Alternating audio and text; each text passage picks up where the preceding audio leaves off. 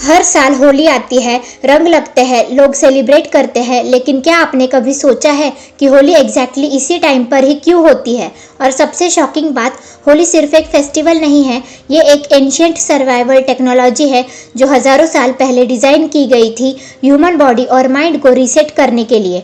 और जो मैं आज आपको बताने वाली हूँ वो शायद आपने कभी किसी होली वीडियो में सुना ही नहीं होगा। पार्ट 1, होलिका दहन का हिडन मीनिंग। हम सब प्रहलाद और होलिका की स्टोरी जानते हैं, गुड विंस ओवर एविल। लेकिन एंशिएंट भारत में स्टोरीज सिर्फ स्टोरीज नहीं होती थी, वो कोडेड नॉलेज होती थी। जब विंटर खत्म होता है और समर स्टार्ट होता है तब एनवायरनमेंट में बैक्टीरिया और वायरसेस फास्टेस्ट ग्रो करते हैं। इसलिए होलिका दहन एक ह्यूज फायर बनाया गया। फायर का हीट एटमॉस्फेयर को प्यूरिफाई करता है। स्मोक में मेडिसिनल वुड्स और हर्ब्स जलाए जाते थे। लोग फायर के अराउंड घूमते थे जो नेचुरल फ्यूमिगेशन जैसा काम करता था। यानी होली ओरिजिनली एक कम्युनिटी इम्यूनिटी रिचुअल थी। पार्ट 2, रंग क्यों, the psychology nobody talks about. आपने नोटिस किया होगा होली पर लोग स्ट्रेंजर्स को भी रंग लगा देते हैं। नॉर्मली हम पर्सनल स्पेस मेंटेन करते हैं, लेकिन होली पर बैरियर्स डिसअपियर हो जाते हैं। एंशिएंट साइकोलॉजिस्ट, एंशिएंट इंडिया में साइकोलॉजी एग्जिस्ट करती थी। ये जानते थे कि ह्यूमन ब्रेन में सप्रेस्ड इमोशंस स्ट्रेस क्रिएट करते हैं। Colours plus laughter plus touch is equal to brain में डोपामिन और ऑक्सीटोसिन रिलीज। इसलिए होली एक इमोशनल डिटॉक्स भी है। बेसिकली होली एक सोशल थेरेपी सेशन है बिना थेरेपिस्ट के। Part 3, original colours were actually medicine.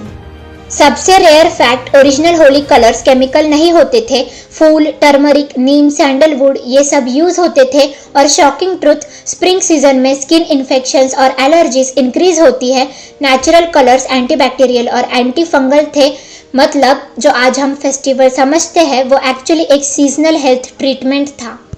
Part 4, cosmic timing of Holi. अब सबसे mysterious part, Holi full moon पूर्णिमा पर ही क्यों होती है?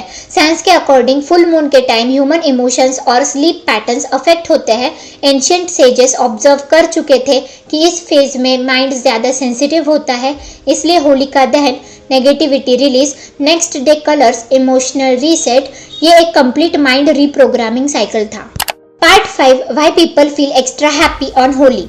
कभी नोटिस किया है होली पर बिना रीजन हैप्पीनेस फील होती है? बिकॉज सनलाइट इंक्रीज होती है, बॉडी सेरोटोनिन प्रोड्यूस करती है, कम्युनिटी बॉन्डिंग होती है, फियर बाउंड्रीज ब्रेक होती है और ब्रेन को लगता है सर्वाइवल सेफ है। इसलिए होली लिटरली ब्रेन को सिग्नल देता है यू आर अलाइव, सेलिब्रेट।